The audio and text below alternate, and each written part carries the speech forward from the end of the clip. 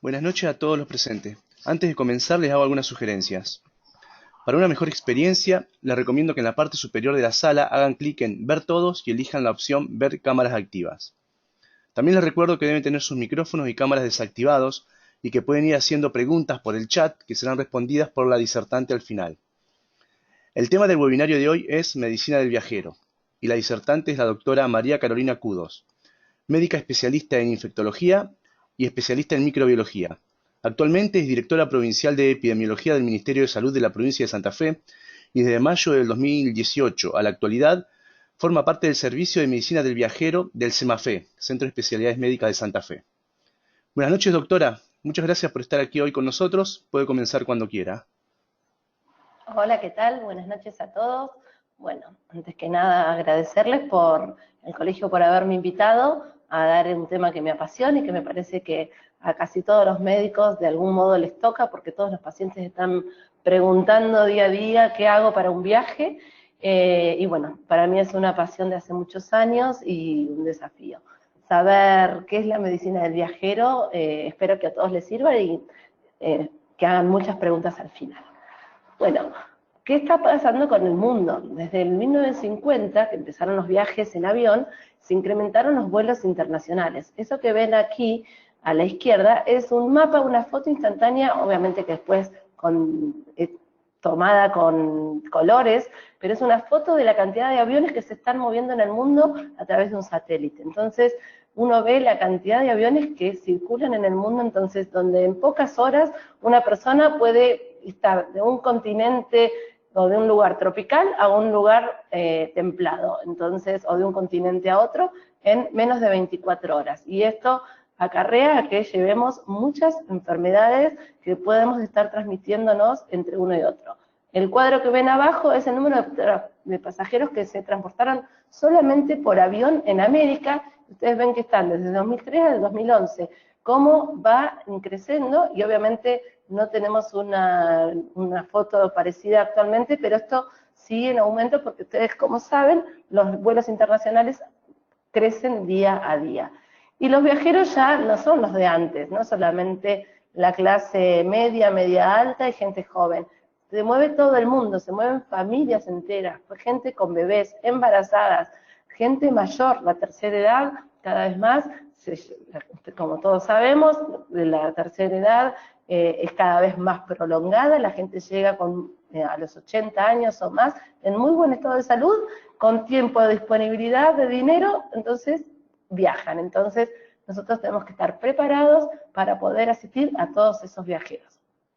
La magnitud del problema, como les decía, en 1950 empieza la navegación aerocomercial, o sea, los primeros aviones que la gente puede empezar a tomar para viajar.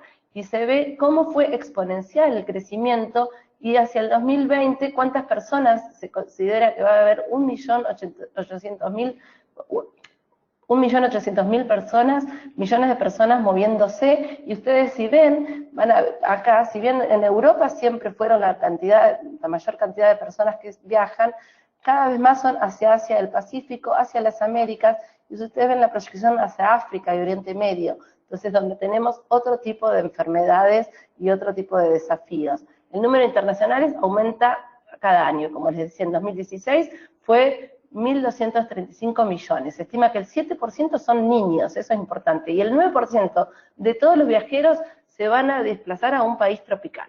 En un incremento constante a destinos no convencionales. Nosotros vemos que los pacientes se van a destinos cada vez más inusuales y donde se exponen a enfermedades poco habituales y poco conocidas para nosotros, sobre todo.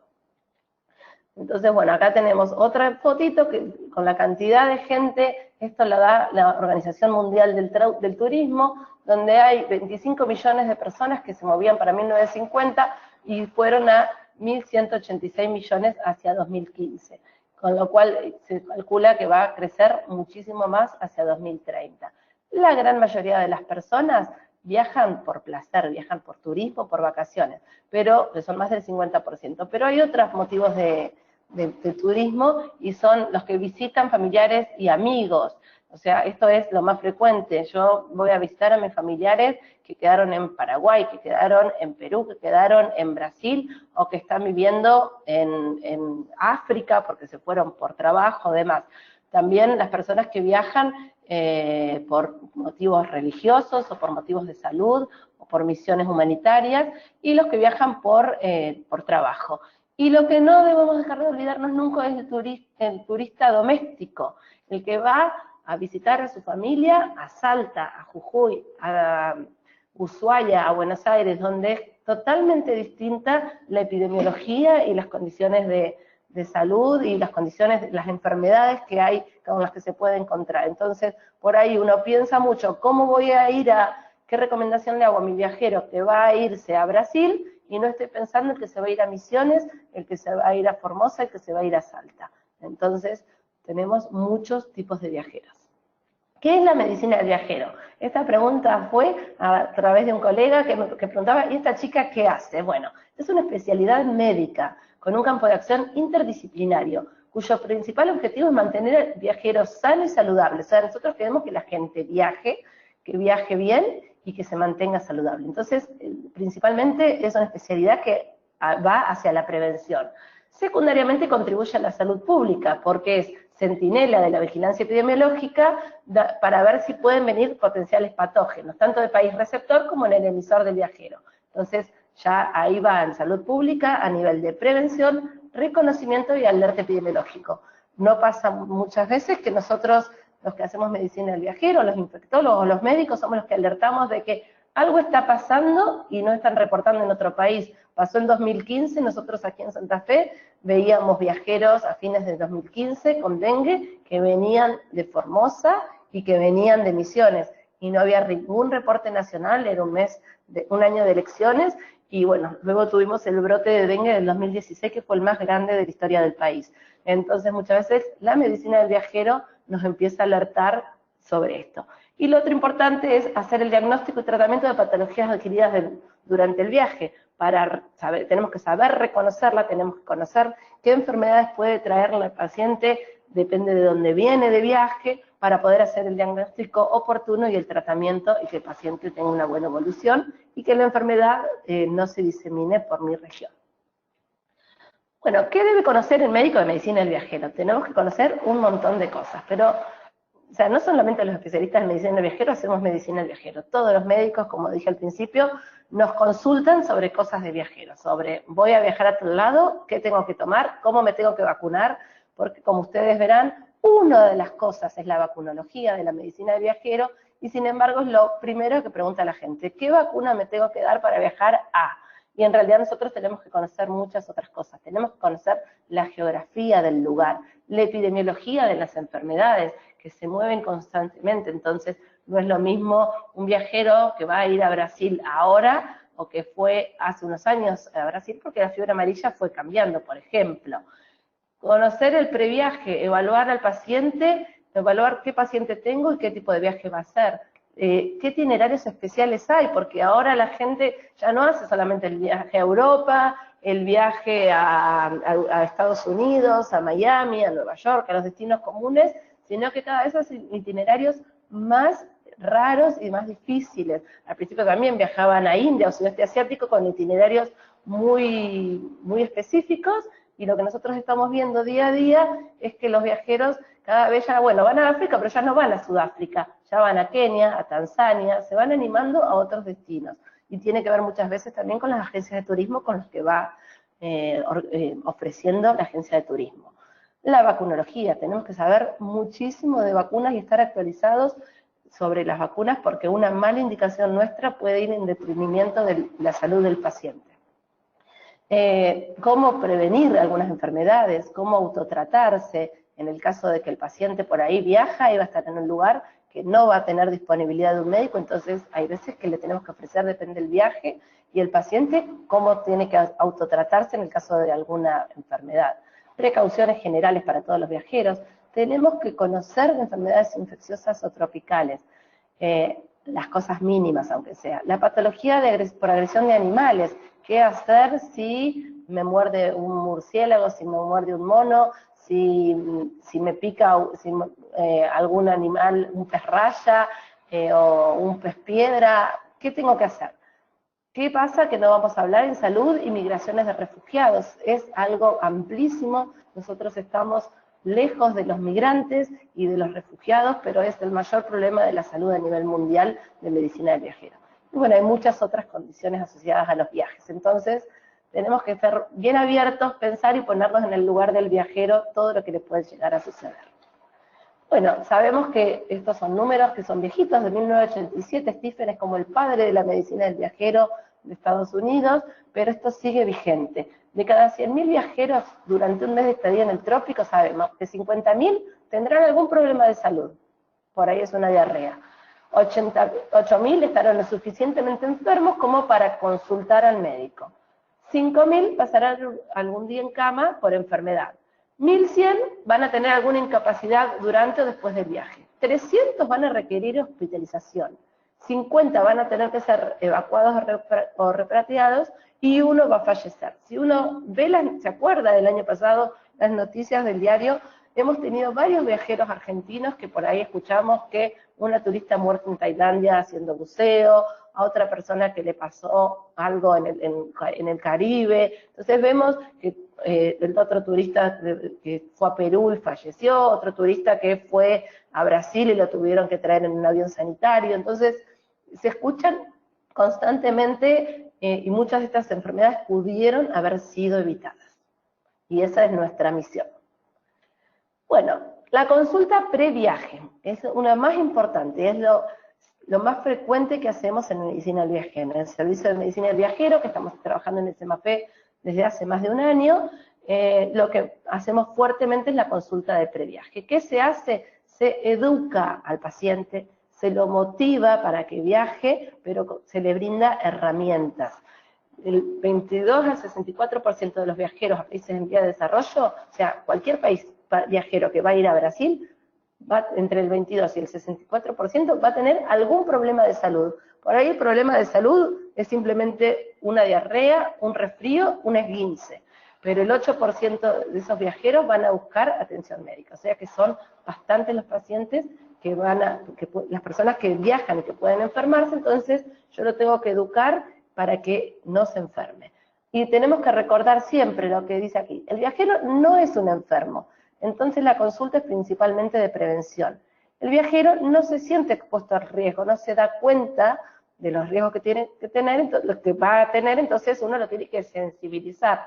Pero lo tengo que sensibilizar en positivo, porque si yo lo asusto, la persona probablemente o no viaje, o viaje asustado y no escuche mis consejos, o no tome las medidas necesarias, o se asuste tanto que haga las cosas mal.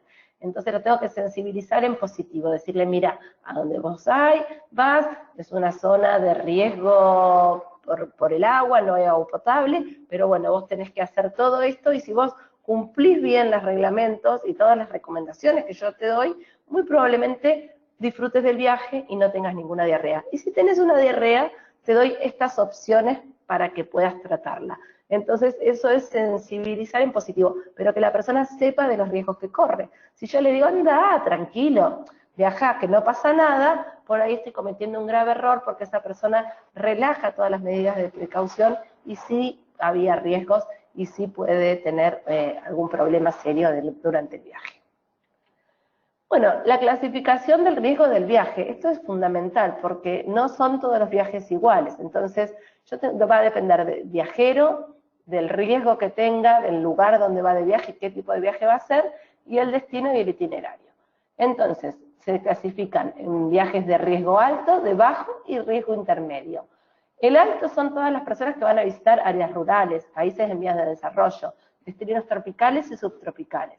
Cuando la estadía es más prolongada, porque yo un viajero que va una semana a un lugar de mucho riesgo por enfermedades transmitidas por mosquitos, sé que durante una semana va a usar el repelente, va a hacer todo, si es una zona de malaria, esa persona va a tomar la medicación porque solamente viaja una semana. Pero un viajero que está un mes o más, al principio tiene todas las precauciones porque sabe del riesgo, pero a medida que va conociendo el lugar y las costumbres, las medidas de prevención se van relajando. La exposición intensa a la naturaleza o a población local. Es diferente la persona que va a ir al Amazonas y va a pescar y solamente va a ir con un tour y no se va a mezclar, o el que va a hacer un viaje más de turismo y va a estar mezclado con la población local. Igual lo que estamos viendo, a los que van al sudeste asiático, los que van a África, es diferente si van a estar solamente con el turismo o si van a hacer, por ejemplo, tuve hace unos años un viajero que iba a hacer un trabajo periodístico, entonces necesitaba estar muy en contacto con la población local. Entonces eso es distinto. Y a todos aquellos que visitan a familiares y amigos, se los considera de alto riesgo, porque en general vuelven a su lugar de origen. Entonces, si en mi lugar de origen siempre tomé el agua de la canilla, y yo vuelvo, y no sé si era agua de pozo, no era agua potable, y yo estoy viviendo en una ciudad como Santa Fe, que dispongo de agua potable, por ahí voy a mi lugar de origen, tomo el agua común, porque estoy acostumbrado, que es agua sana, porque la tomé toda la vida, y sin embargo me agarro una diarrea porque me desacostumbré a estar en ese lugar. Los de bajo riesgo son los pacientes que van a visitar áreas urbanas de países desarrollados, principalmente Estados Unidos, Europa, Canadá, una estadía corta y actividad sin contacto con la naturaleza o población local. Eso es estadio bajo. Y luego tenemos la gran mayoría de las personas que tienen un riesgo intermedio, que es una estadía breve, pocos días, pero un área de alto riesgo, o viajes a áreas desarrolladas, pero durante un brote o una epidemia. Entonces, bueno, por ahí yo iba otras veces a una ciudad, como es ser, supongamos Londres, que es una ciudad muy segura, pero están en brote de sarampión, estuvieron el año pasado brotes de sarampión. Entonces, ahí el riesgo ya cambia si yo no estoy vacunado.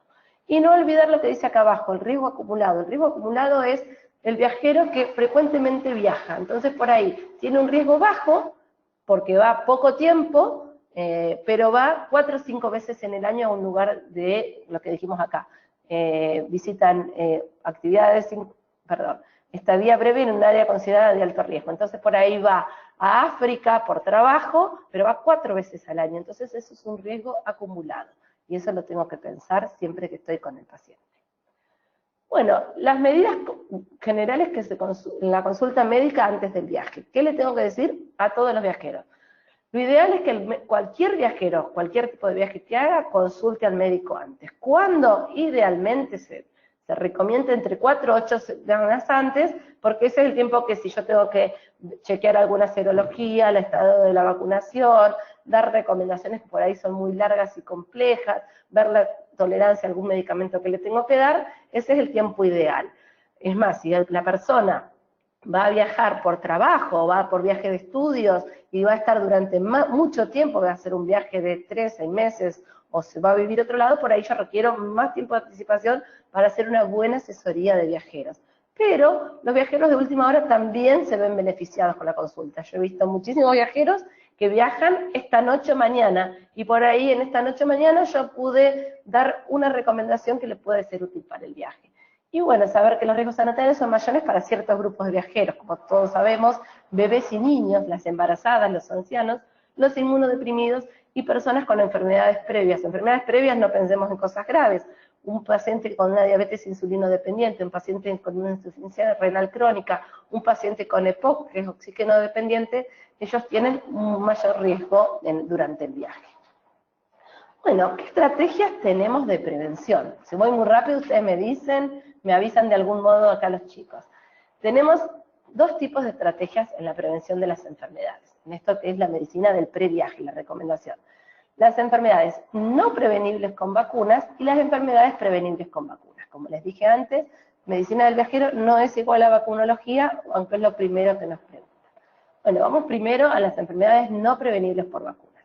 Una de las cosas que nos pregunta mucho la gente y que tenemos que nosotros, si no asesorarlos, es el botiquín para el viaje. ¿Qué debo llevar para el viaje? Entonces, debo garantizar que los viajeros tengan suministros que necesitan para enfermedades médicas preexistentes y para tratar cualquier exacerbación de estas enfermedades. Entonces, si yo tengo un paciente que es hipertenso, el paciente tiene que llevar su medicación y por si tiene una crisis hipertensiva o algo, una medicación extra que el cardiólogo le va a indicar. Para prevenir enfermedades y lesiones relacionadas con los viajes, por ahí yo le di una medicación en especial y eso debe estar en el botiquín. Y para cuidar los problemas de salud a medida que ocurren, por ejemplo, le puedo decir, bueno, llévate un antialérgico por si allá tenés algún episodio alérgico, entonces eso debe contar en el botiquín del viaje. Y el contenido del botiquín este va a depender del país de que visite, porque por ahí viaja a un país que sabe que adquiere los medicamentos de forma fácil, entonces llevo menos cantidad de medicamentos, y por ahí voy a un lugar donde no voy a conseguir fácilmente medicamentos, no son de venta libre, entonces mejor llevarlos, la duración de la estadía, la estación del año a la que vaya, si viaja solo o si viaja con toda la familia, si va a visitar áreas rurales o si se va a quedar en la ciudad, el estado de salud de ese paciente y las actividades que va a realizar en el destino, porque por ahí va a un país tropical donde hay paludismo, pero esa persona no se, va a ir a una conferencia, a un hotel, y no se va a mover del aeropuerto al hotel, y va a volver y va a estar con aire acondicionado durante todo el tiempo. Entonces por ahí no tengo que darle una medicación para malaria, entonces son cosas que no tiene que llevar en el botiquín. ¿Qué tengo que tener en cuenta? Porque yo le puedo dar un montón de medicamentos a la persona, y después cuando la persona está, dice, ¿qué hago con todo esto?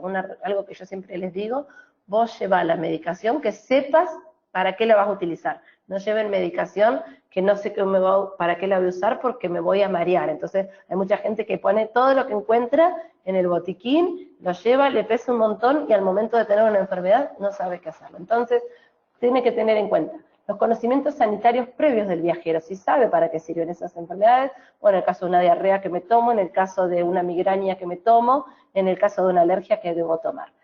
Las localizaciones y las condiciones ambientales del destino, porque también si yo voy a ir a un lugar que no voy a tener heladera y yo llevo un medicamento que sí o sí tiene que estar refrigerado, tengo que pensarlo. Las enfermedades endémicas en el destino, la duración del viaje, porque si hago un viaje prolongado voy a tener que llevar mucha cantidad de medicación y por ahí una persona que se va a vivir 3, 4 meses no van a dejarle llevar tanta cantidad en la valija. Entonces eso tengo que pensarlo. La distancia desde el punto de destino, a dónde va a estar el paciente, a un centro médico cercano, porque por ahí va a ir a una ciudad donde tiene un buen centro de salud y yo le digo que lleve las cosas mínimas. Y otro viajero se va a ir a instalar a la selva amazónica, va a hacer un viaje de fotografía o de lo que sea, que va a estar lejos de una asistencia médica, entonces esa persona tiene que llevarse un botiquín, por ejemplo, si tiene una herida, para poder curarse la herida. El número de personas para el que esté diseñado el botiquín, por ahí va toda una familia entera y tengo que tener medicación para todos. Las enfermedades preexistentes y pensar en esto, las limitaciones del peso y del espacio. Por ahí yo le recomiendo muchas cosas a mi viajero y el viajero tiene solamente equipaje para llevar en cabina muy limitado, donde no puede llevar líquidos, donde no puede llevar aerosoles, entonces tengo que pensar en eso al momento de confeccionar el botiquín. Hay que empaquetar todos los artículos en una bolsa autosellable, tipo Ziploc, tener en cuenta las condiciones de temperatura que requieren algunos fármacos, por ejemplo, si el paciente es insulino dependiente y debe viajar con insulina, cómo va a ser para llevarla y que esa insulina esté refrigerada, y conservar, siempre decirle al paciente que deje las cosas en el blister, en la caja original, que no las ponga en un pastillero, y siempre que pueda, que lleve la receta del médico, porque puede tener problema en la aduana y por ahí si no saben de qué se trata, se lo van a sacar en la aduana. Entonces, siempre que vayan al blister y con la receta del médico, es el mejor modo de que no quede eso en la aduana secuestrado y el paciente con un problema durante su viaje. Específico para el paciente, lo que les decía, todo lo que el paciente usa con regularidad. Toda la medicación prescripta, volúmenes mayores. Tener siempre una prevención por lo menos de una semana más por si se pierde una valija, se prolonga un viaje, se cancela un vuelo, pasa algo, entonces esa persona tiene que asegurarse la medicación que toma habitualmente. Llevar un par de anteojos de repuesto, igual que las baterías para el audífono, por ahí no se consigue fácilmente en el exterior eso. Si el paciente tiene un medicamento inyectable, como dije, también tiene que tener una carta firmada por el médico que autorice poder llevar las jeringas y las agujas hipodérmicas. Esto es importante, depende del viaje que va a hacer, así que bueno, si tengo un paciente insulino dependiente, tener presente esto. Y algunos pacientes con marcapasos pueden activar los detectores de metal de los aeropuertos, entonces también si un paciente tiene un marcapaso, el médico tiene que escribirle una orden de que ese paciente porte ese marcapaso, porque si no va a pasar un muy mal momento, porque lo van a desnudar casi y va a seguir sonando. Y bueno, todos los medicamentos que estén prescritos por el médico en la consulta del previaje. Entonces, si yo le di al paciente quimioprofilaxis para paludismo, tratamiento para la medicina del viajero y todo, debe estar incluido en este botiquín.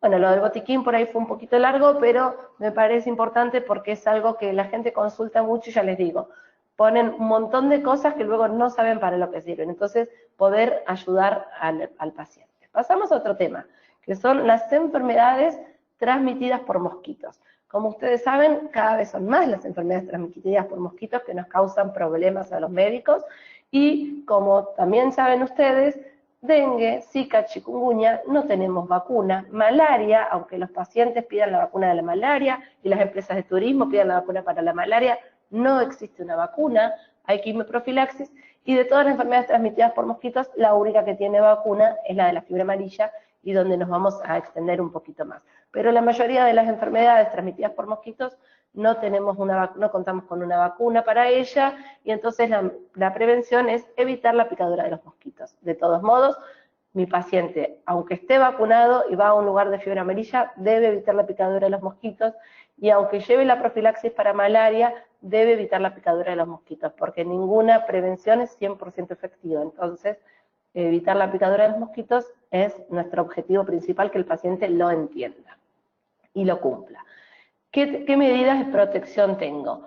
Ropa adecuada, el uso de ropa adecuada. Esto lo decimos siempre, usar manga larga, pantalones largos, de preferencia color claro, con medias y el calzado cerrado. Divino cuando yo estoy mandando un paciente a África a hacer un safari.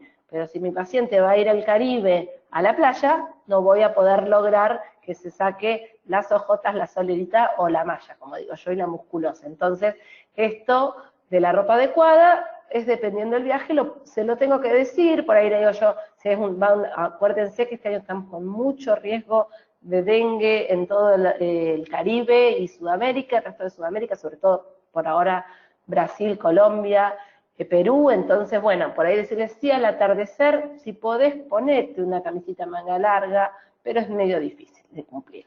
Algo importante, no usar perfumes, algo que lo hacemos sobre todo las mujeres, nos gusta muchísimo el perfume, pero el perfume dulce atrae a los mosquitos, entonces decirle, bueno, durante el viaje evita el perfume porque tenés mayor riesgo de atraer mosquitos. Evitar los horarios de mayor exposición. Recordar que para el dengue los horarios de mayor exposición son el amanecer y el atardecer, entonces por ahí al mediodía, cuando mi paciente va a estar al rayo del sol, no es necesario que use el repelente, porque aparte probablemente va a estar saliendo y entrando del agua constantemente, entonces no es compatible con el viaje, y realmente en ese horario del mediodía no hay un riesgo. Sí le tengo que decir que no se exponga al sol de 11 a 4 de la tarde, cosa que muy pocos lo cumplen, pero bueno, nosotros tenemos el deber de enfatizar en eso. Algo importante, sobre todo la piel descubierta, debo usar un repelente que contenga el DEET, que es dietiltuolamida, ahora lo decimos más adelante bien cuál es, entre el 15 y el 30%. Esto es importante, el porcentaje que tengan de DEET, porque hay muchos repelentes que tienen un porcentaje muy bajito, entonces sirve, sí sirve, ahora lo vamos a ver en otra diapositiva, pero lo tengo que colocar más frecuentemente, entonces entre el 15 y el 30% es el ideal. Nosotros tenemos, el más conocido acá en Argentina, el Love Tapa Verde, tiene el 25% de DEET. Y eso me hace que la durabilidad de la protección que tengo contra la picadura de los mosquitos es hasta 6 horas, siempre que no me moje, que no transpire mucho. Entonces, si uso el naranja u otras marcas que lo hicieron en envase verde, pero como el Fuji, por ejemplo, lo hicieron en envase verde, pero tiene el 15%, entonces hay que leer la etiqueta. El 15% es entre 3 a 4 horas de duración, siempre que no lo pierda con un baño, con transpiración y demás, con una lluvia. El tul mosquitero es algo que nosotros lo podemos recomendar, impregnado con permetrinas en la cama, sobre todo para el paciente que va a hacer turismo de aventura, va a estar en una carpa, va a estar en un lodge, va a estar en un lugar tropical donde no tiene mosquiteros, no tiene ventilador, no tiene aire acondicionado. Entonces le puedo indicar a esa persona que lleve el turno mosquitero y si lo pueden impregnar con permetrina, mucho mejor. Y lo otro, el que pueda llevar insecticida para el interior de las viviendas, sobre todo si la persona no sabe si hay aire acondicionado donde va a estar o si no tiene mosquiteros en las ventanas, que lleve, pero hay que tener cuidado qué es lo que puede llevar, porque por ahí le digo, sí, llévate tabletas evaporables para enchufar y el enchufe que yo llevé no es incompatible con los enchufes que hay en el país donde estoy visitando. Los aerosoles por ahí lleva valija de mano y no lo puede llevar a un aerosol en la valija, entonces eso hay que tenerlo en cuenta. El papel insecticida, que es algo nuevo que viene, que se vende, es de venta libre, se vende en muchísimos supermercados y demás, se llama papel insecticida Raid, eso es bastante piola de llevar porque vienen los papelitos en un sobrecito como si fuesen papeles para armar cigarrillos, vienen 10 o 15 papelitos, eso se prende fuego, genera una nube de humo que tiene un gran poder derribante. Entonces, por ahí eso es algo muy piola para el viajero. Avisarles que genera mucha alergia, entonces lo prendo y me voy del lugar y luego cuando entro ventilo, pero tiene un poder derribante de los mosquitos y de los insectos muy importante, entonces es muy fácil de recomendar para el viajero. El uso de repelentes. Bueno, ¿qué repelentes tenemos disponibles? Acá tenemos un montón de repelentes que se los marqué en clarito porque no están disponibles en Argentina, entonces no nos volvamos locos, a veces buscamos en internet, pero no tenemos disponibilidad de esos repelentes en Argentina. Bueno, el DEET, los que tienen DEET, que es, como les dije, es la dimetilmetatolamida, que siempre me la confundo cuando la quiero decir, es el estándar de Ondro para la OMS para evitar la picadura de los mosquitos. ¿Qué mosquitos? El Aedes, que es el que transmite el dengue, pero también el Culex es el que tenemos acá, el mosquito grande, molesto, acordar que transmite varias enfermedades, fiebres hemorrágicas, entonces eso es un mosquito que puede, no aquí en Santa Fe, hemos tenido algunos casos de enfermedad de San Luis, encefalitis de San Luis, y es transmitida por Culex, pero no es una epidemia muy grande la que tenemos, son poquitos los casos. Y el Anófeles, que son los mosquitos que transmiten la malaria. Entonces, lo que tiene, todos los repelentes que tienen el DEET, repelen hasta el 100% de los mosquitos durante 6 a 13 horas, dependiendo la concentración, como les decía antes.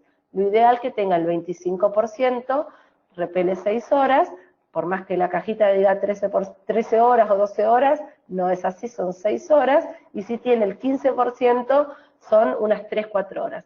Nos vamos a encontrar que hay algunos que vienen en crema que tienen 5 o 10%. ¿Me sirven? Sí, pero lo tengo que poner cada 1 o 2 horas. Entonces, por ahí la persona que vea con el equipaje de mano es piola porque esa cantidad lo puede llevar, son menos de 100 mililitros de una crema, entonces eso se puede llevar en el equipaje de mano, pero le tenemos que avisar que cuando llegue a destino compre un repelente de mayor volumen porque eso no le va a alcanzar, y de mayor concentración. Lo otro que se usa muchísimo, y ustedes lo saben, los aceites de citronela, el tomillo, el geraniol, la menta, el pachuli y el clavo de olor, no se demostró protección contra la transmisión de enfermedades. Entonces, si bien se pueden usar, y uno a veces dice a mí me hace efecto y no me pican los mosquitos, el efecto es muy rápido, se evapora rápidamente, se va muy rápido, entonces no ha demostrado efectividad en la protección. Entonces no lo recomendamos desde la medicina. ¿Qué pasa con la seguridad del DEET? Durante muchos años la gente no se animaba a darlo a los niños porque había habido en Estados Unidos, se había relacionado que los chicos tenían convulsiones, niños pequeños, y se los asociaba por ahí al uso del DEET. Esto se vio y en realidad la Asociación Argentina de Pediatría, si ustedes buscan en la página de la Asociación Argentina de Pediatría y el CDC, recomiendan el uso de repelentes con DEET al 30% a partir de los 2 meses de vida. ¿Por qué lo remarco? Porque los envases de los repelentes dicen que no se puede usar.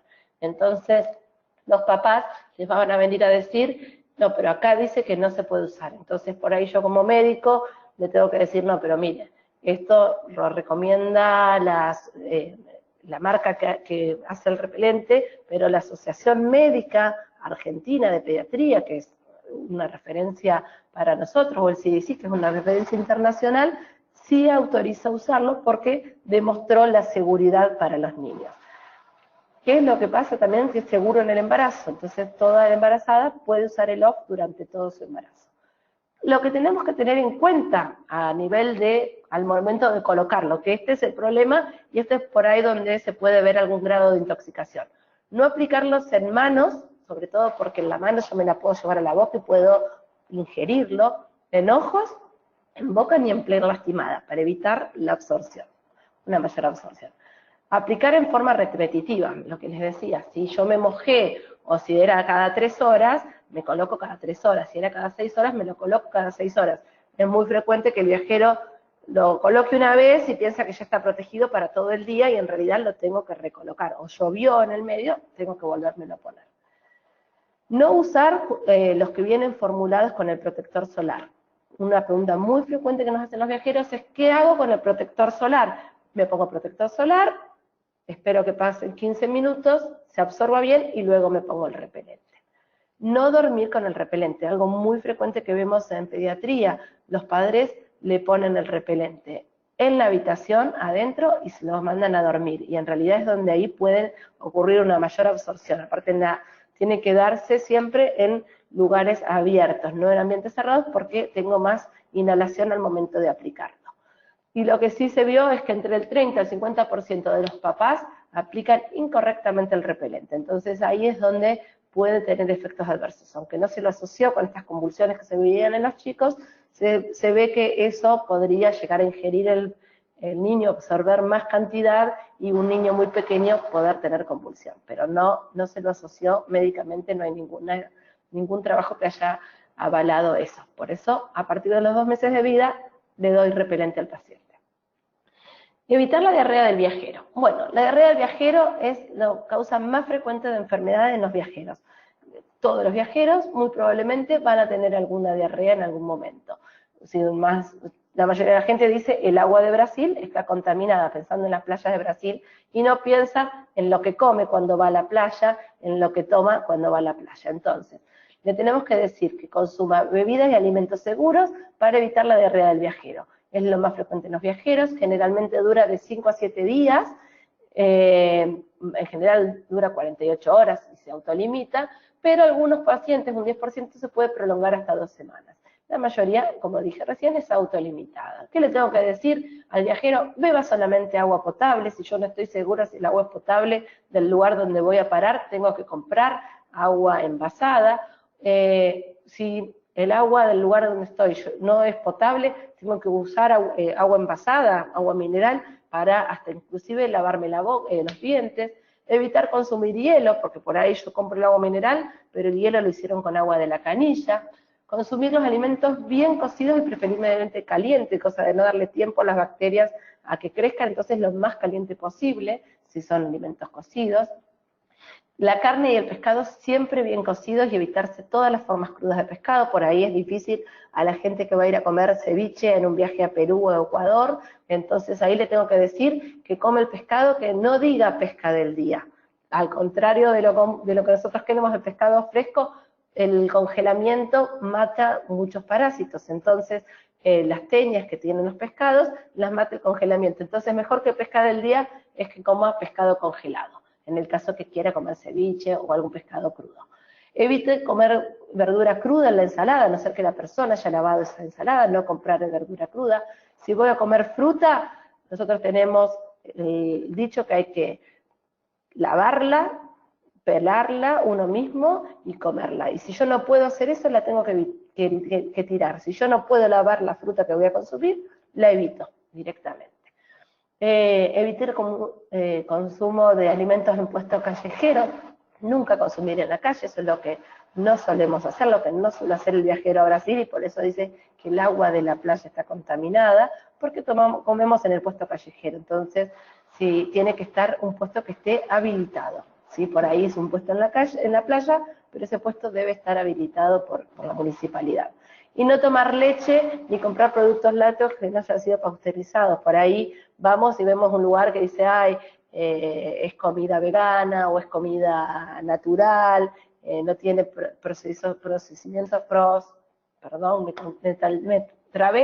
procedimientos químicos, y es leche no pasteurizada, y hemos tenido casos de Bruselas en pacientes que comieron este tipo de alimentos. Entonces, avisarle al paciente que todo pasteurizado.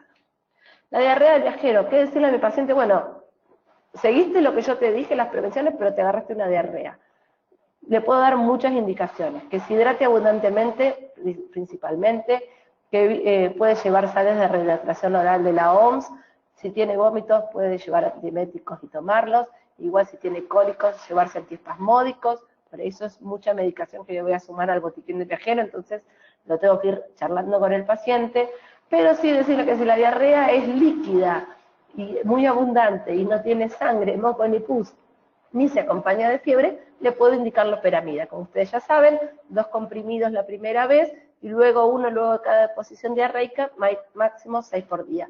Eso es un autotratamiento que le puedo dar al paciente y que por ahí un paciente que tenía una excursión programada y está con una diarrea muy importante, acuosa, ese tratamiento va a hacer que evite, no se pierda la excursión.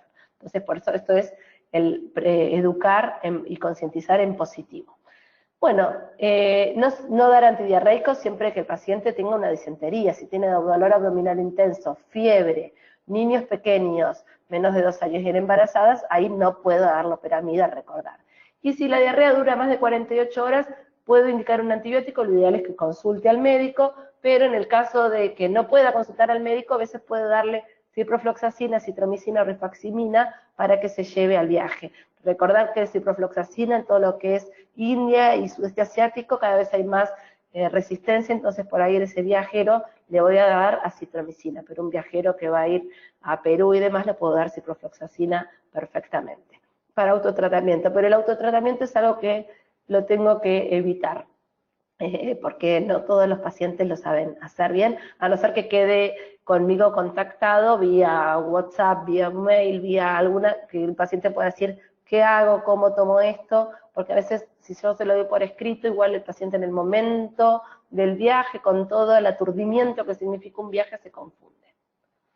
Bueno, y la diarrea prolongada o con síntomas sistémicos, recordar que esa diarrea se tiene que estudiar. Entonces, al regreso del viaje, el paciente tiene fiebre y viene con diarrea, la tengo que estudiar. Si tiene diarrea por más de 15 días, la debo estudiar, porque por ahí no se va a autolimitar y tengo que ver de qué se trata. La malaria o paludismo. Bueno, como por ahí no es una enfermedad que nosotros la tenemos tan presente, por ahí hay muchas consultas, pero no es lo mismo, muchos hasta los pacientes se confunden.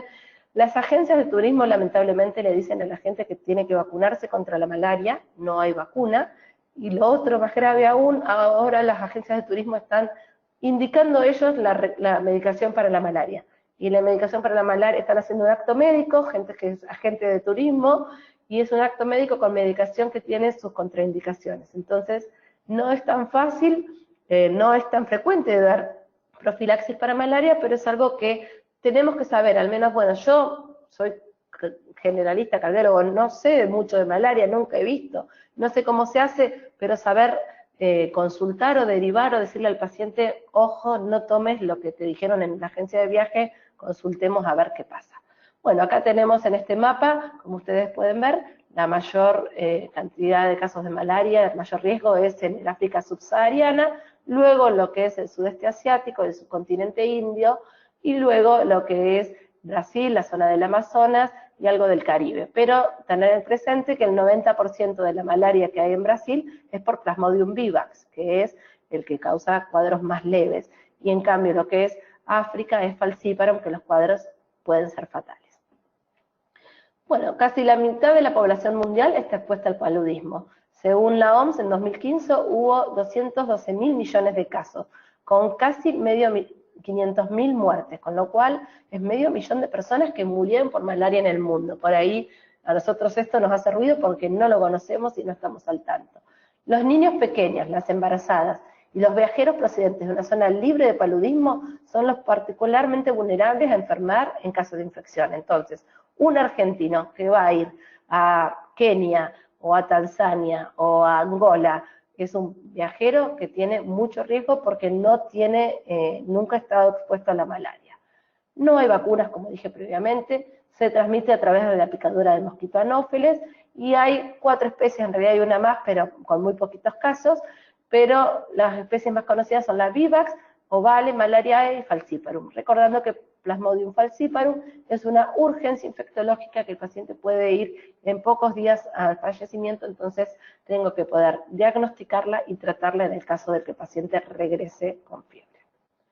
La quimioprofilaxis para la malaria, no me voy a detener en este tema, pero saber que depende a qué lugar viaja mi paciente, yo le tengo que dar algunas drogas u otras, y va a depender del destino, a ver qué tipo de malaria hay y del riesgo que tenga mi paciente. Para que tengan presente, cloroquina, hidroxicloroquina y primaquina se da para cuando uno va a ir a lugares con Plasmodium vivax. En la mayoría de los lugares del mundo ya hay resistencia a esa droga, entonces casi no la estamos dando. Atovaquone Proguanil, que los pacientes la pueden buscar en internet y pedirlo, el Malarone nunca estuvo disponible en el país, entonces no la podemos dar.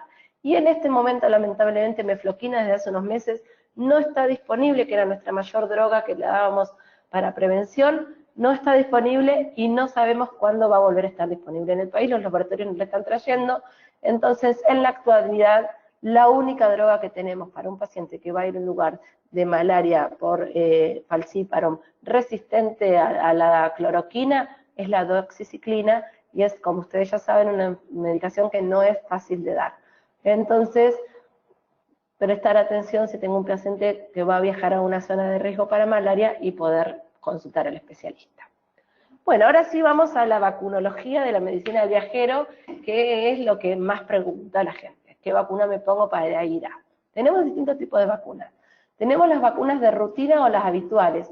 Todos los viajeros tienen que tener las vacunas del calendario al día. Y un viaje, por más que sea un viaje dentro del país, un viaje de poco riesgo, es una oportunidad para ver qué vacunas tenía que tener mi paciente que nunca me consulté. Por ahí me consulta ahora, porque tiene que viajar a Europa, y yo sé que en Europa no tiene ninguna vacuna en especial, pero me doy cuenta que mi paciente tenía que tener la vacuna del neumococo y no se la habíamos colocado, o que hace más de 10 años que no se da la doble adulto, la antitetánica. Entonces, o que nunca se colocó la vacuna de hepatitis B, porque es una vacuna que hace pocos años que está en el calendario. Entonces, bueno, las vacunas de rutina o habituales deben tenerla todos los pacientes. Luego hay otras vacunas que son requeridas o exigidas, son las que al momento de que un país le exija por reglamento sanitario internacional, en aduana puede ser que al paciente no lo dejen entrar por no tener la vacuna. Estas son solamente 3 vacunas, prestar atención ahora sobre todo por los viajeros que van a Paraguay. Es la de la fiebre amarilla, la del meningococo y la de la polio. ¿Por qué lo digo por los viajeros que van a Paraguay? Porque salió en todos lados que el ministro de Salud había dicho que si los viajeros no entraban con la certificado de vacuna de sarampión, no los iban a dejar entrar. Y eso no es así porque no puede requerirse por reglamento sanitario internacional. De hecho, Paraguay no nos pide ninguna vacuna a los argentinos para ingresar al país. Pero estas, por ejemplo, hay países que la piden y hay países que la pueden requerir, lo vamos a ver más adelante, porque tienen un riesgo, o países que porque no quieren que nosotros les llevemos la enfermedad. Y luego hay vacunas recomendadas. Las vacunas recomendadas van a ser según el viaje. Las más usadas son las de la hepatitis A y la de la fiebre tifoidea. Y luego hay las de uso restringido o limitado, porque depende del viaje a dónde va a ir y al tipo de viaje que va a hacer. La del meningococo, la de la rabia, la de la polio, varicela, gripe, cólera. Hay otras vacunas que van a depender del viaje. Y tener presente que cólera, encefalitis japonesa, encefalitis europea, esa vacuna no está disponible en Argentina. Entonces, si yo tengo un viajero que va a ir a hacer un viaje a Europa de estudio y se va a ir a Alemania, y va a ser probablemente porque es una viajera, estudiante que se va de intercambio y va a estar en la selva, y va a hacer campamentos y demás, decirle que cuando llegue a Europa tiene que ir a consultar y vacunarse, por todos europeos, o sea, de Europa, de Alemania, de Austria, de Finlandia, de Suecia, todos ellos están vacunados, nosotros no estamos vacunados, para ellos es una enfermedad común, y recordar que el reservorio está en la selva, no está en los humanos, entonces al yo entrar al lugar me puedo llegar a contagiar. O sea, son vacunas que no están en Argentina, pero por ahí le tengo que decir a mi paciente, al llegar al lugar, consulta al médico para vacunarte. Bueno, tengo que tener en cuenta que ninguna vacuna es 100% efectiva. la posibilidad de efectos adversos a la vacuna. Entonces, no es gratuito a veces vacunarnos. A veces nosotros decimos, sí, sí, vacunate con todo, y puedo tener un efecto adverso grave por la vacuna que estoy indicando y por ahí no estaba bien indicada.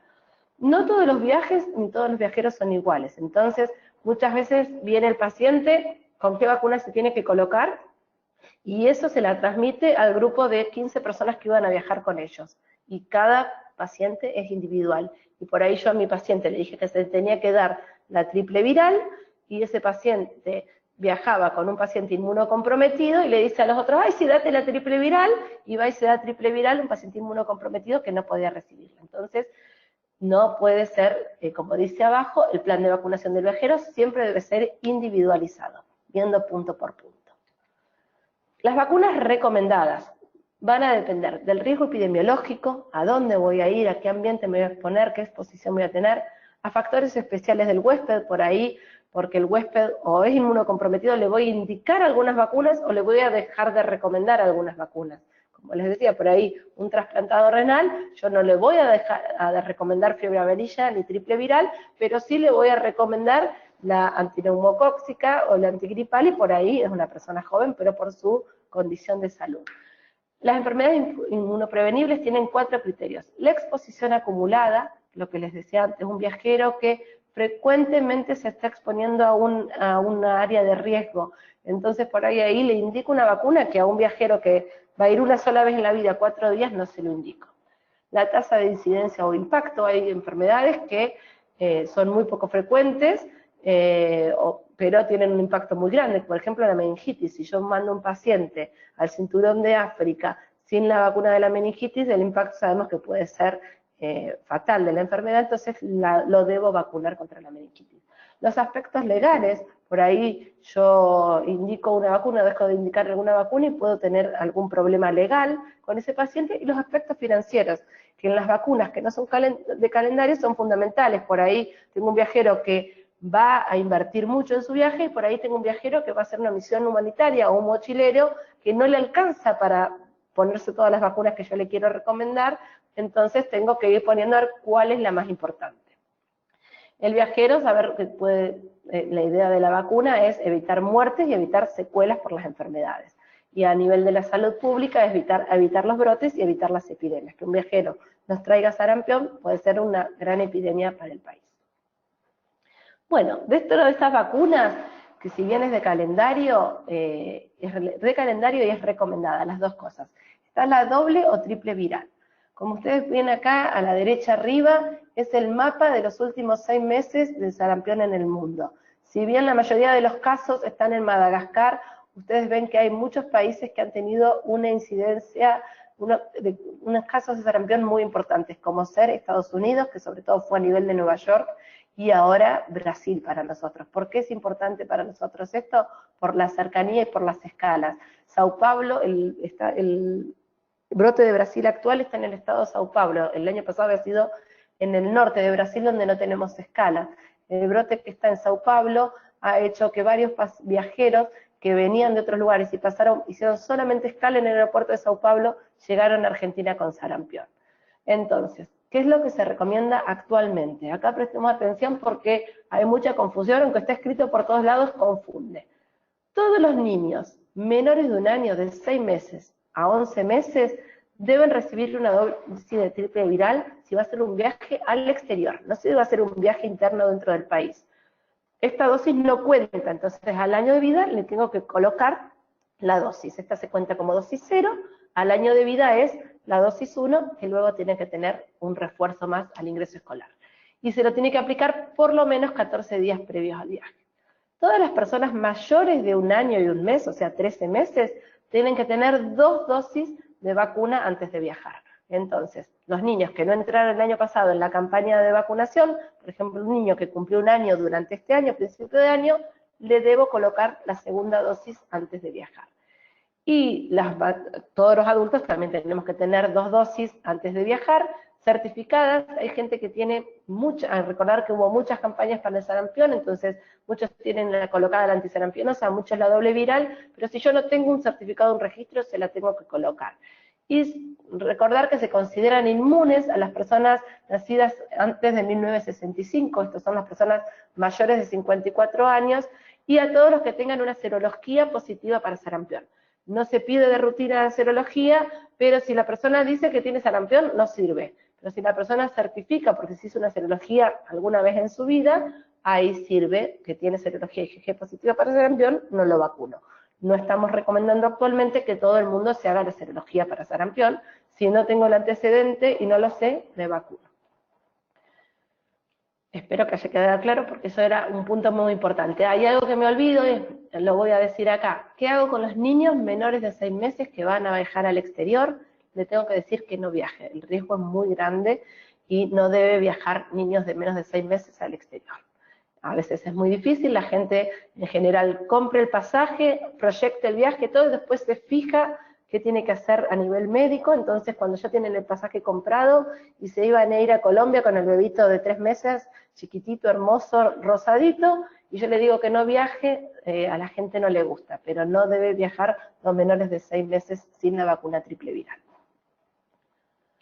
Bueno, otras vacunas que las paso rapidito, la de hepatitis B está en calendario, así que si el paciente no lo tiene, colocarla. Recuerden que en la población general no debemos testear anticuerpos. Y la de la hepatitis A es una vacuna que no está en calendario, se colocó en calendario en el 2005, entonces todos los nacidos en 2004 en adelante la tienen colocada el año de vida, pero los adultos no, o los jóvenes nacidos antes del 2004 no. Entonces es una vacuna fuertemente recomendada para el viajero. Hemos tenido varios pacientes el año pasado, viajeros que han venido con hepatitis A, sobre todo a Brasil y a Latinoamérica, entonces es una vacuna que yo le tengo que insistir a la persona que viaje. Hemos tenido viajeros internos, brotes por viajeros que han ido a Salta y que Salta estaba con brote de hepatitis A, alguna comunidad que tenía hepatitis A y bueno, han traído la hepatitis A. Entonces es una vacuna fuertemente recomendable, pero no está en calendario, entonces a veces le tengo que decir al paciente que invierta y a veces no puede invertir. Entonces tengo que ponerlo siempre y hablarlo bien con el paciente. Por lo menos con una dosis ya tengo, como ven acá, entre el 88 y el 93% de inmunidad. Entonces, aunque sea que se vaya con una dosis, es bueno. Lo ideal es que con la segunda dosis llegan casi al 100% luego de 30 días. Entonces, lo ideal es darse las 2 dosis de vacuna de hepatitis A. Fiebre tifoidea lo paso súper rápido. Recordar que es una enfermedad transmitida por agua y alimentos. La vacuna que existe no es la mejor. Y en este momento no está disponible en el país. El laboratorio dice que la va a volver a traer para diciembre. Pero recordar que existe, que es una enfermedad que existe una vacuna, pero sobre todo al paciente le tengo que decir que tome todas las medidas de prevención con agua y alimentos. Así que así lleva la vacuna, Tifin-B, y luego si quieren les paso la presentación, así les queda para... hablo con la gente del Colegio de Médicos para poder leer un poco más, pero sepan que existe, pero que actualmente no está disponible. Rabia también pasó rápidamente. Recordar que la rabia es 100% mortal, entonces depende del viaje que yo voy a hacer. Si es de mucho riesgo, tengo que dar la vacuna para la rabia como prevención, pero si yo no le voy a dar la vacuna no está disponible en calendario. Solamente tenemos en Argentina un stock limitado para los accidentes en la vía pública, con murciélagos, con perros o gatos. Entonces, la vacuna la tiene que comprar la persona que va a viajar. Entonces, como no siempre puede hacerlo, le tengo que explicar al menos que en el caso de un accidente, que lo haya mordido un perro, un murciélago, un mono, un gato, lo que fuese, consulte rápidamente al médico porque necesita un tratamiento inmediato. Bueno, fiebre amarilla, acá sí es lo importante y lo que más me van a consultar y lo que más le va a interesar a ustedes.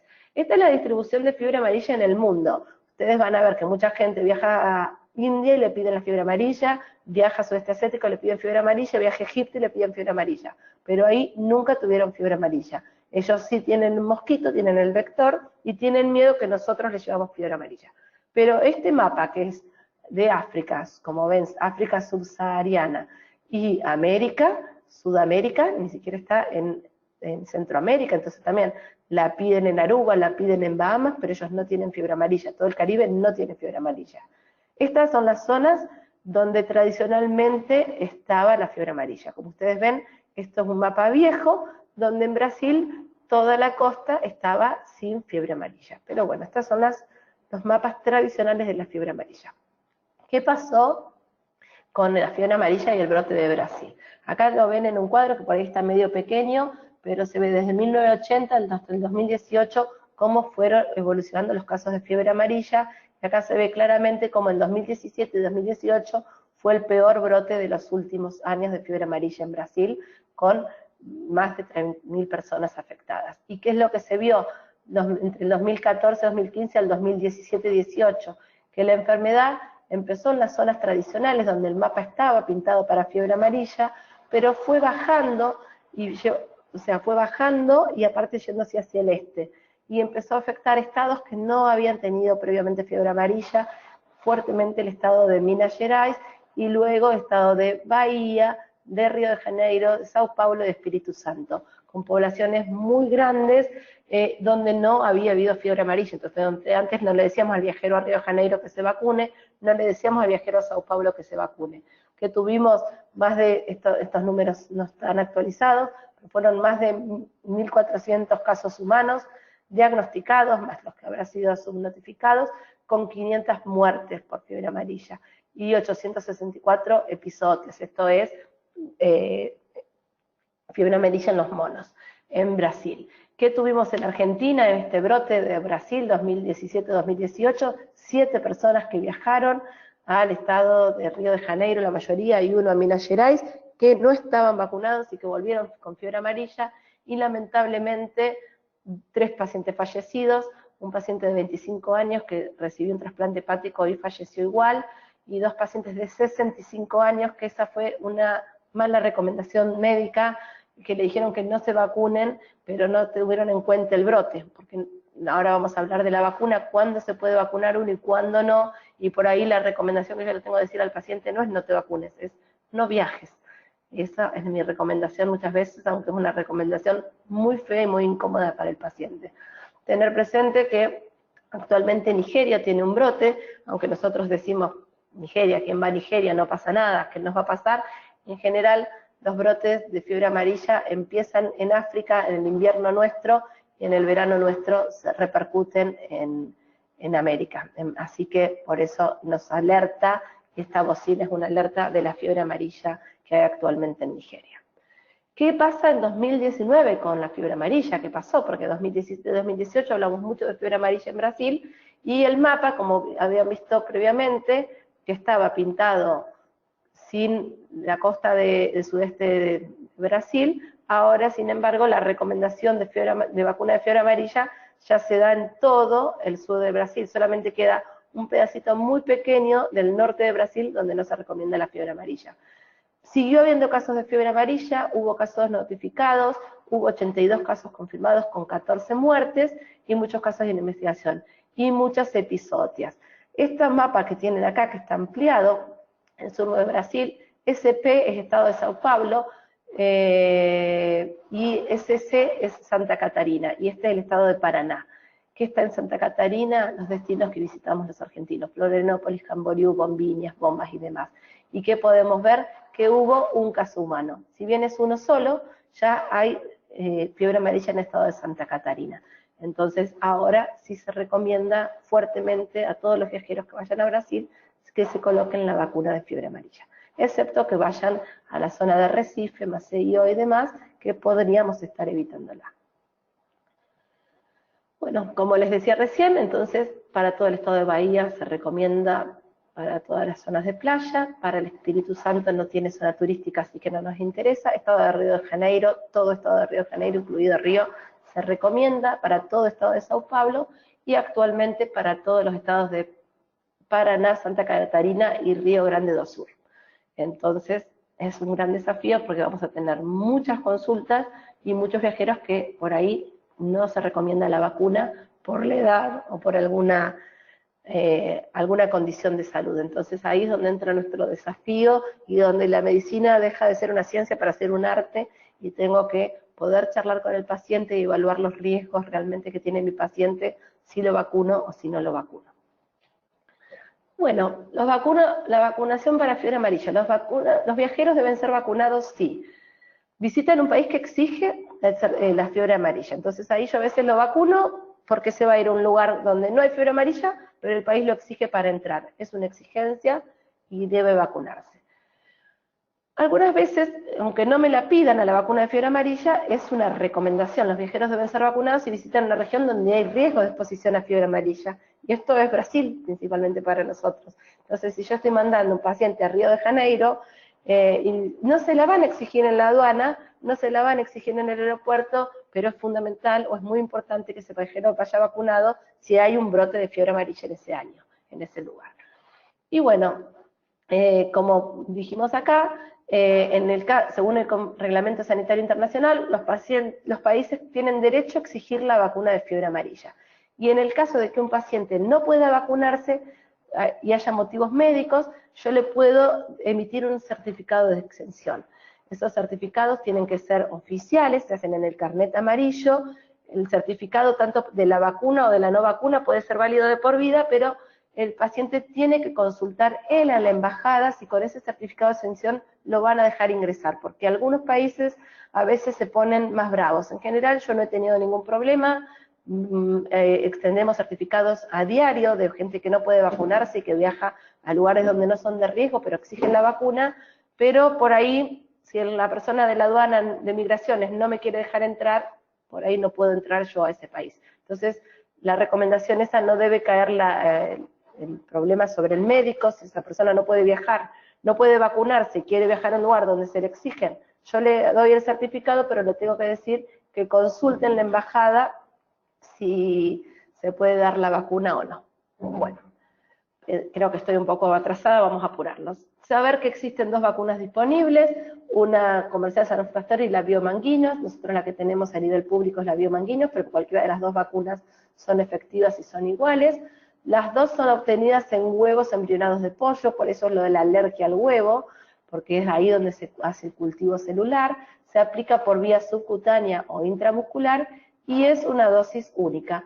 Es una dosis en la vida. Entonces, todos los pacientes que se vacunaron hace 10 años o más, esa vacuna les sirve. Siempre que yo tenga el certificado, esa vacuna me sirve. Aunque diga que la vacuna tiene una validez de 10 años, esa vacuna es de por vida. En el 2016, a nivel del Reglamento Sanitario Internacional, se vio que es una vez en toda la vida y se puso en el reglamento que todas las vacunas dadas previamente tenían validez.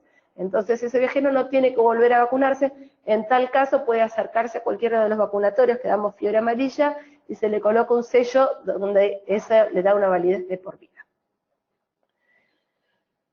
¿Qué pasa con la seguridad de la vacuna? Como ya les dije antes, es una vacuna, virus vivos atenuados, cultivados en huevos embrionados de gallina.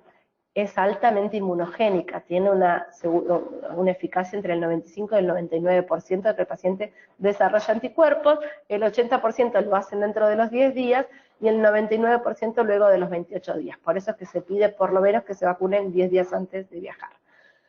Se han dado más de 600 millones de dosis en todo el mundo en los últimos 70 años y la eficacia y la seguridad de la vacuna, eso está bien establecido. O sea, que es una vacuna que, aunque tiene sus precauciones y sus efectos adversos, es una vacuna que el riesgo-beneficio va bien a favor del beneficio de la vacuna y por eso se coloca y se recomienda la vacunación.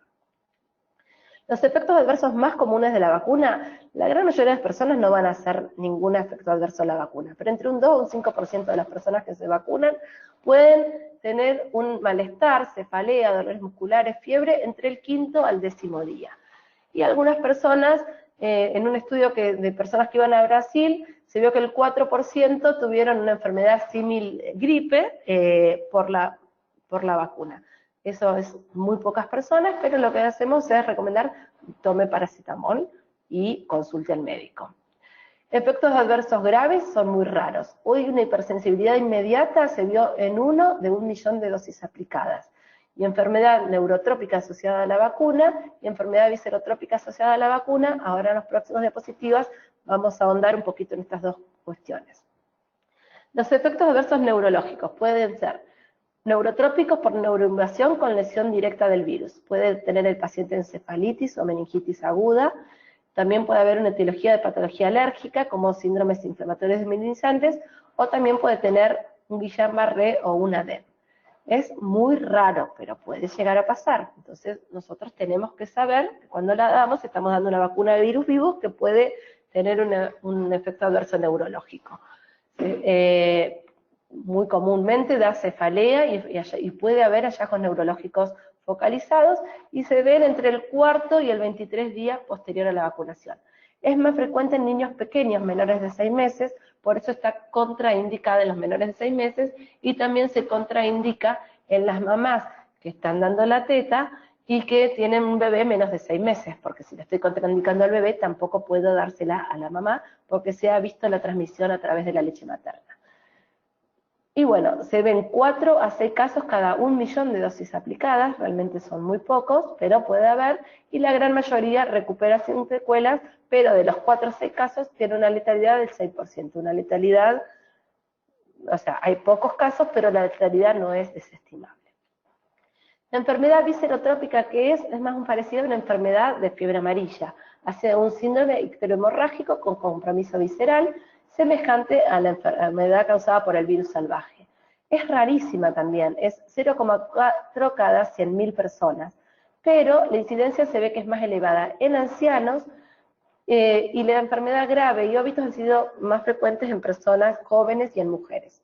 Estos son datos que por ahí difíciles de manejar, pero al momento, por eso, cuando la gente se va masivamente a vacunar sin ningún sentido, como pasó ahora, mucha gente se la quiere colocar, yo tengo que sentar y pensar y decir, mirá que te estás colocando una vacuna virus vivo, tienes ciertas precauciones, puede tener ciertos riesgos y que el paciente lo sepa. Bueno, más frecuentemente se ve que esta enfermedad viscerotrópica se da con la primera dosis de vacuna. Entonces, esas personas que dicen, yo me vacuné en el 90 y algo, no me acuerdo bien, no tengo el certificado, y tengo que ir a un lugar de riesgo, lo puedo vacunar a ella con más seguridad porque el efecto adverso lo pudo haber hecho con la primera dosis, no con la segunda. Se ve que los efectos adversos están más relacionados con la susceptibilidad del huésped y no con mutaciones en la vacuna. Y los factores de riesgo, además de la edad, son las alteraciones del timo, la timectomía, las enfermedades autoinmunes y los factores genéticos. Bueno, ¿qué pasa con la edad, por ejemplo? ¿Qué se ve con los efectos adversos? Que son muy pocos, pero se ven acá en estas dos diapositivas, tanto esto lo ven para todos los efectos adversos, pero acá para la viscerotrópica, acá para la neurotrópica, como el efecto adverso es muy poco frecuente, pero aumenta en los mayores de 60 años y más aún en los mayores de 70 años. Lo mismo pasa para los casos de enfermedad viscerotrópica, es poco frecuente, pero los mayores de 60 años aumenta, los mayores de 70 años aumenta. No es el 100%, por eso la edad es una precaución, no es una contraindicación.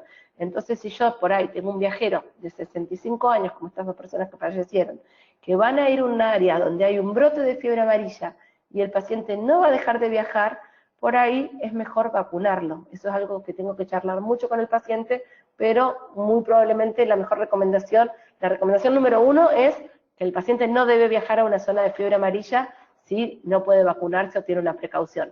Pero decir, la recomendación número 2, si es por edad, es que se vacune con un consentimiento informado e informándolo bien del riesgo, porque hemos tenido muertes en Argentina en personas de más de 60 años por la vacuna. No son muchas, es una que sabemos y algunas sospechosas que no se pudieron confirmar, pero el paciente tiene que estar consciente de esto.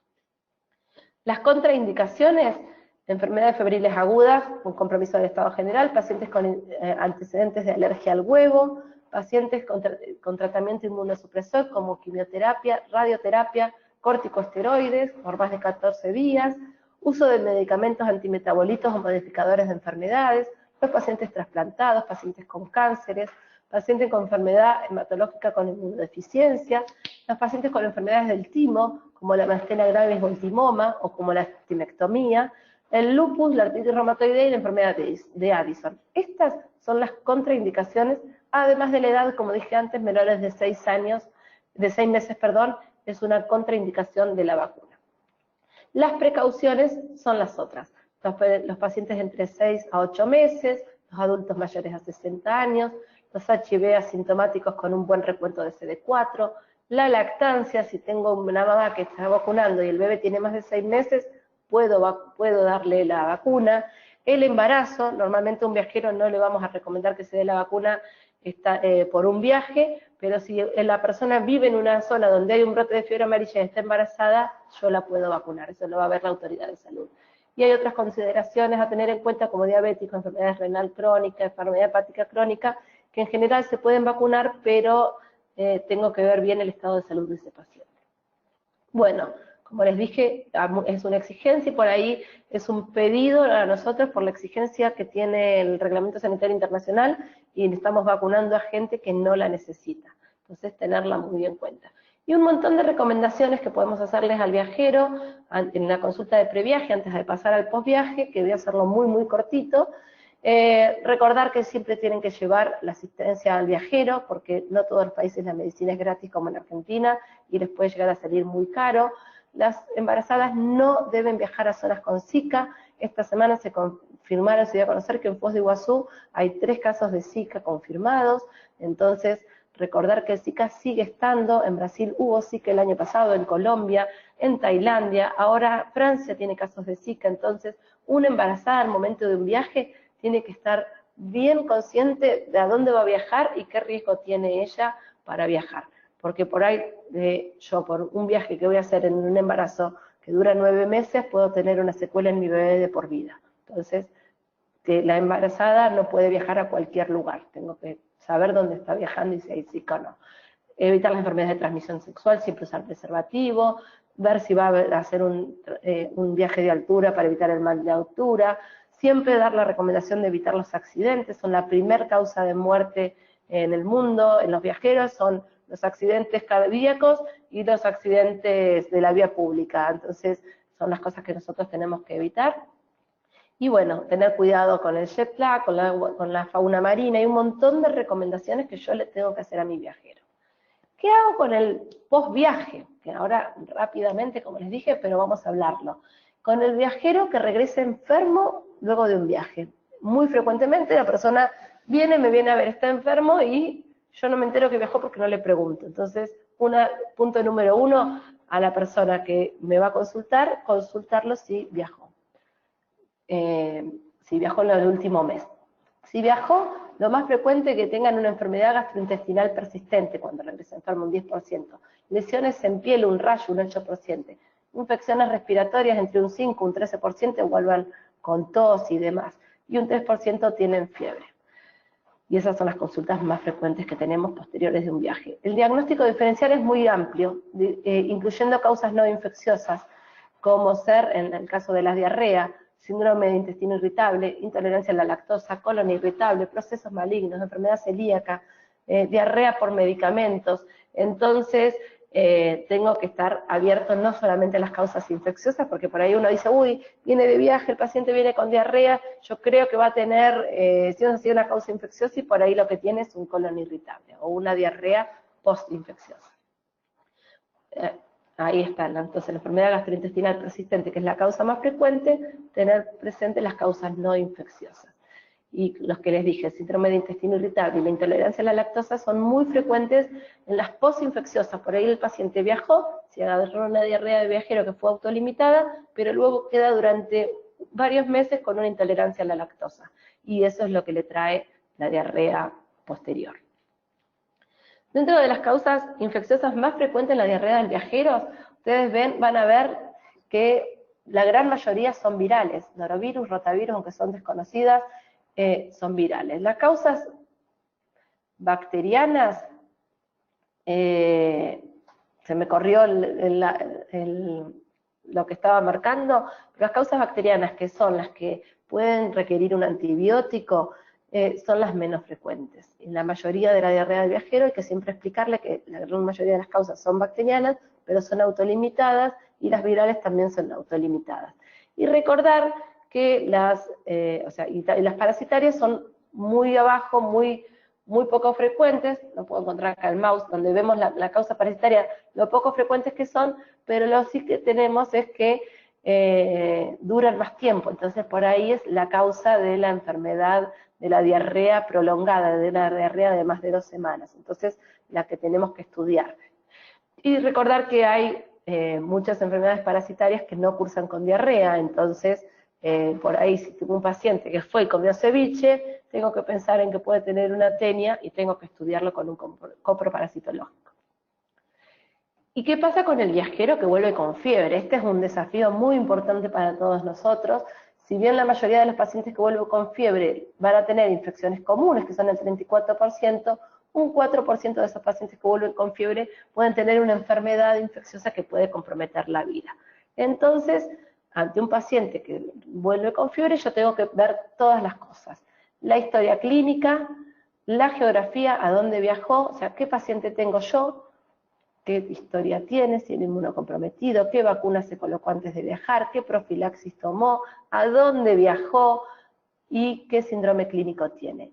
Todo esto lo voy a combinar para poder usar una metodología diagnóstica ordenada, no pedir todo porque no sé lo que tiene, entonces le pido todo, y cuando al laboratorio le llega un pedido de muchas cosas, por ahí el bioquímico que no es especialista y que no está delante del paciente, priorizó hacer una serología que no era la que el médico estaba pensando. Entonces, tengo que ir por pasos, viendo lo más probable que tenga y lo que yo quiero descartar, para poder llegar así a un diagnóstico y a un tratamiento oportunos. De la historia clínica, ¿qué nos importa? La edad del paciente, es fundamental, las vacunas que se aplicó, qué profilaxis hizo, no solamente las que les di, si la tomó realmente, si la pudo cumplir, la adherencia de esas profilaxis, si es inmunocomprometido, si tiene antecedentes de otras enfermedades, porque por ahí si el paciente ya había tenido sarampión, no voy a sospechar que ahora si tiene fiebre y rash tenga sarampión porque ya tenía una IgG positiva, qué dieta hizo durante el viaje, qué comió, si fue picado por algún animal, por ahí la gente dice, sí, me picó una mosca tsetse, me ha pasado, que me digan, o me picó algo, y bueno, preguntarle qué exposición a animales tuvo, qué contacto tuvo con los animales, si lo mordió algún animal o demás.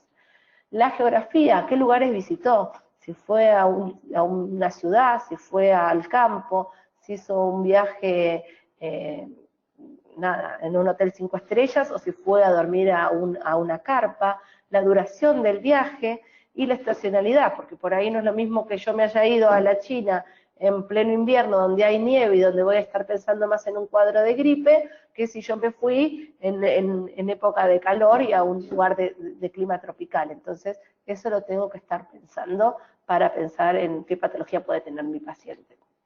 Y el síndrome clínico es fundamental. No es lo mismo que el paciente tenga fiebre sola o que tenga fiebre acompañado de síntomas abdominales, una fiebre entérica, o que tenga fiebre y cefalea, me va a llevar a pensar a otras cosas, o síntomas gastrointestinales, como dije antes, fiebre entérica es fiebre con compromiso multisistémico, que el paciente tenga síntomas respiratorios, urinarios, dermatológicos, todo eso me va a ayudar a hacer el diagnóstico. Hoy en día, un paciente que viene con fiebre y con rash, por urgencia tengo que pensar en sarampión. Si el paciente estaba vacunado y demás, bueno, no pienso en sarampión, sí puedo pensar en que tenga dengue, en que tenga zika, en que tenga parvovirus, puede tener perfectamente un virus común, lo que vemos más frecuentemente, muchos pacientes tienen un citomegalovirus y vuelven con un cuadro clínico como un síndrome febril. Pero recordar siempre que si viene de un área donde hay paludismo, el paludismo es una emergencia infectológica y tengo que hacer el diagnóstico rápidamente. Entonces, recordar las áreas de paludismo, no es todo Brasil, si el paciente viene de Brasil, no es zona de paludismo. Argentina está libre de paludismo, pero si viene del sudeste asiático, si viene de Sudáfrica, si viene del Amazonas, pensar en paludismo porque son las urgencias infectológicas que tenemos. Bueno, esa era la última. Perdón que me demoré, empezamos tarde y yo me demoré, pero bueno, estoy abierta a todas las preguntas que me quieran hacer.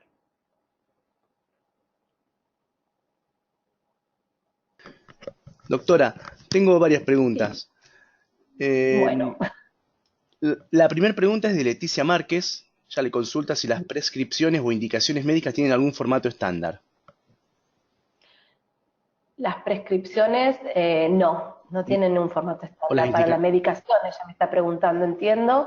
No, simplemente es un recetario que tiene que hacer el médico. Idealmente se pide que sea en inglés o en francés, que son los dos idiomas internacionales, pero bueno, la mayoría de las veces tenemos el médico que lo escribe solamente en castellano. Lo que sí le pedimos que no ponga el nombre comercial de la droga, sino el nombre, ay, no me sale, el nombre de la droga y no el nombre comercial, eso es lo que quise decir, pero no hay un formato especial.